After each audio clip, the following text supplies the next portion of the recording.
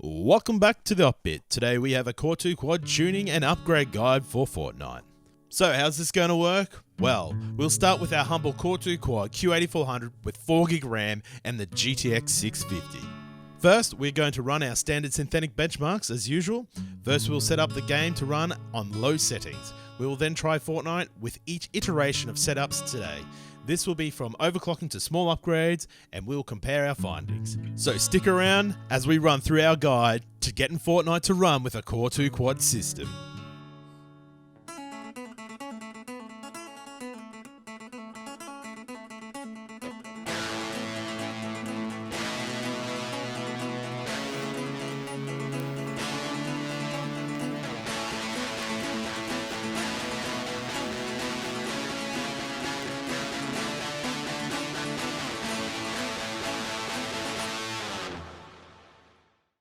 This here is our humble Core 2 Quad system. The configuration at the moment comprises of a Core 2 Quad Q8400 running at stock clocks of 2.6 GHz. We're running 4GB of Kingston 1333MHz DDR3 RAM. However, the motherboard only officially supports up to 1066 MHz. Talking about the motherboard today we're using is a middle range price motherboard from Gigabyte, the GTX5400T-UD3L. This is based on the Intel G41 chipset.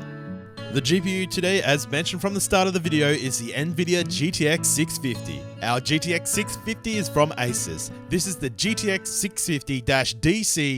650-DC1GD5, comprising of 1GB of GDDR5 RAM.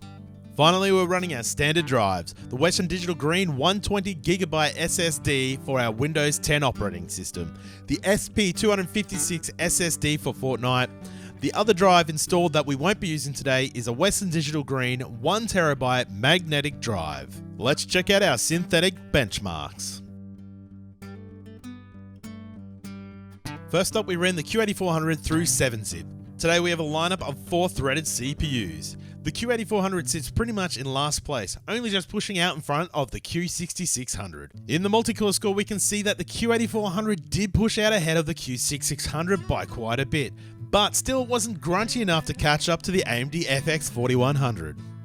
In CPUOD, we see that the Intel architecture just eats up its rival AMD. Our Q8400 in the single and multi-core scores beats the Intel Core 2 Quad Q6600 and all of the AMD CPUs. In Cinebench R15, our Q8400 just sticks out in front of the AMD FX 4100. Very interesting to see this, but the old AMD FX 4100 can be a mysterious CPU. In benchmarks and in games of what we found in our past.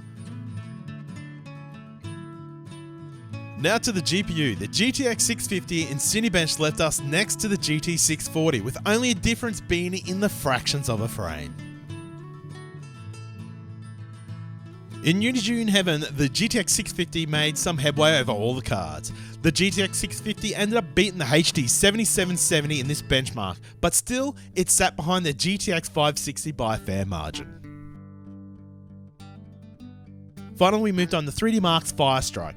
The GTX 650 sat just in front of the HD 5770, and the HD 7770 took the crown for this benchmark, which is whereabouts where the HD 7770 should be living. I feel that our GTX 650 looks quite promising for Fortnite. However, how is the Q8400 going to cope in Fortnite?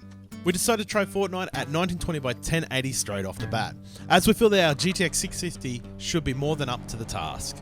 The game played okay, nothing great though. We did have a few problems with high detail models loading in, but we still could play the game alright. We did struggle a little with gun aiming on these settings, but still we were capable of getting the job done. It just was not perfect. Now, we could not call this an enjoyable experience for the type of game it is, which it should be in the competitive first-person shooter genre. Frame rates for the Core 2 Quad Q8400 with 4GB RAM on stock clocks at 2.6 GHz were. Average frame rate was 51.5 frames per second. Our minimum frame rate hit 0.9 frames per second. Our maximum frame rate hit 101.8 frames per second. Our 1% lows hit 2.6 and our 0.1% lows hit 0.9 frames per second. Now, the frame rates did show us actually not too bad average frame rates with 51.5 frames per second, but the 0.1% lows is really where it was hurting.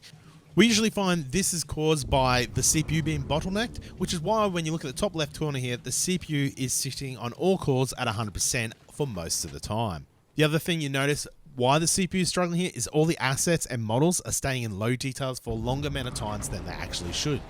Next thing we're going to do, we're going to try and turn the details down. We're going to check through the details, make sure as low as we can go. So let's jump into that. We are setting the graphics at 1280 by 720 with a max frame rate of 60 frames per second. Capping this may help the CPU. The other main setting is the rendering mode. We're setting to performance alpha. We won't touch anything else, which is mainly all set to low if it's not being shown here. Using these low settings for Fortnite with a 1280 by 720 resolution showed very little difference in the frame rates and in the gameplay. Frame rates for Fortnite at 1280 by 720 with the Q8400 at 4GB with a 2.6 GHz clock. Our average frame rate was 52.2 frames per second, minimum frame rates was 0.9 frames per second, our maximum frame rate was 61.8 frames per second, our 0.1% lows had a frame rate of 0.9 frames per second. Once again, there's very little difference. Our 0.1% lows stayed the same, and we gained almost 1 frames per second on the average frame rates. You could play the game on these settings, but it's just not 100% enjoyable. The next step we'd like to try is doing a light overclock on this CPU. Overclocking is kind of like a free upgrade, so it's logical to do that next. So let's see if we can make much of a difference by overclocking this CPU. By hitting delete, we'll go into the BIOS, and we're going to go into the motherboard intelligent tweaker here. Here we'll be setting the CPU host clock to enabled and setting the host frequency up. So we're starting at 333, which is our default, which should be 1333 MHz on the CPU's front side bus. So first up, we're going to try and get that CPU frequency at 3 GHz. Now, I'm pretty sure this is going to fail because this motherboard is not one of those great overclocking motherboards.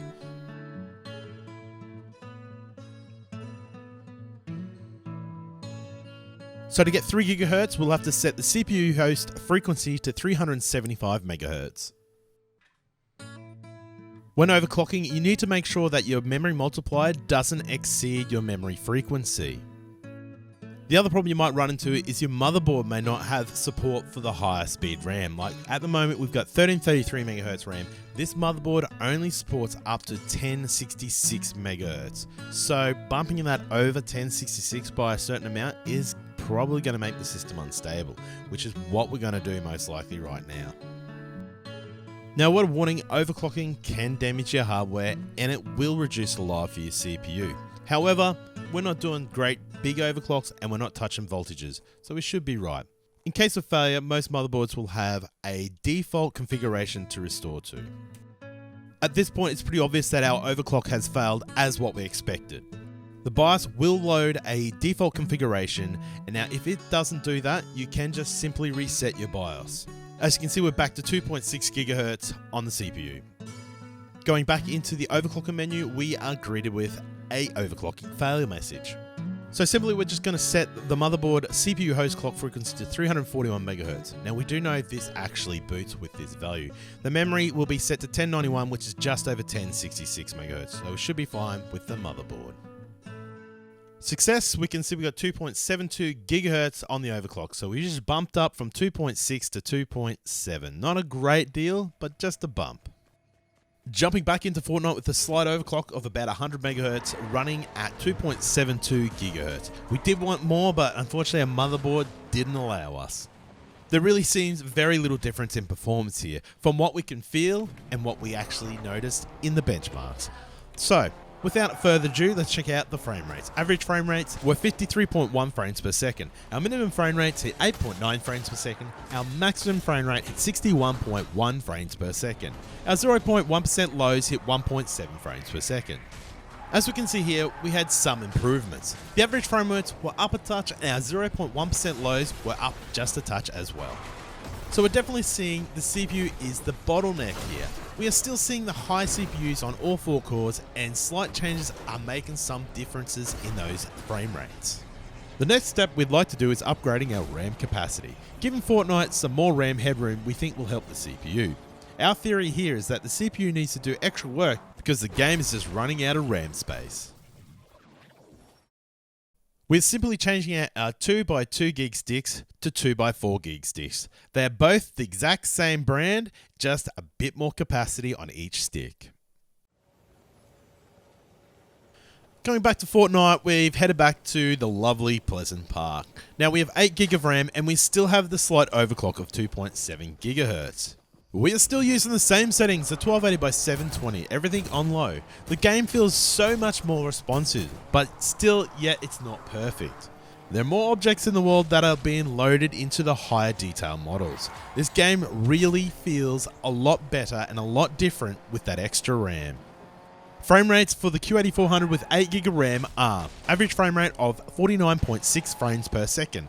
Our minimum frame rates hit 8.5 frames per second. Maximum frame rate hit 61.5 frames per second, and our 0.1% lows hit 1.3 frames per second. The game itself still seems to be struggling with the 0.1% lows. The Q8400 still looks like it needs more headroom, with the CPU load still sitting close or at 100% on all 4 cores. We really only have one option left to do to smooth this game out. It's time to change that CPU. The CPU we've chosen today is still a 2.6 GHz stock clock Core 2 Quad CPU. Now that sounds confusing. How is this an upgrade? The CPU we're using is the Q9450. In comparison to the Q8400, the Q9450 has 12 meg of level 2 cache, where the Q8400 only comes with 4 meg of level 2 cache. Yep, that's right, that's what we're hedging our bets on.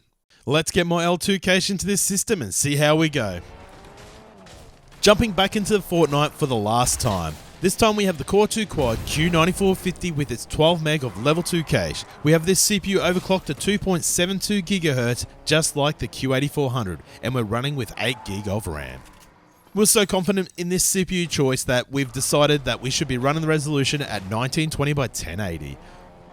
Already we've noticed a significant improvement in the feel of the game. The game is a lot more responsive. Our CPU usage across all 4 cores is not living at 100% or near to like the Q8400 was, though at times it does get up there, but not for long.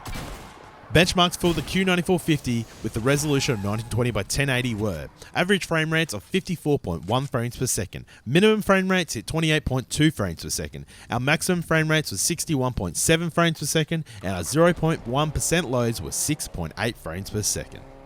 This game was a lot more playable. It's staggering how much more of a difference the extra L2 cache makes. Though we still suffered a few stutters here and there, this setup is definitely a lot more enjoyable for gaming with Fortnite. Our final thoughts on today's video. Fortnite definitely can be played on a Core 2 Quad system, but you definitely require more than 4 GB of RAM. Ideally 8 GB would be the best option, but from what we saw with the RAM usage on this system and with the graphics settings that we had set, you could get away with 6 GB of RAM. Really, if you wanted to get this game to play well, you do need to look at moving away from the Q8400, though maybe having a high overclock of 3+ GHz or more might give you a more playable experience.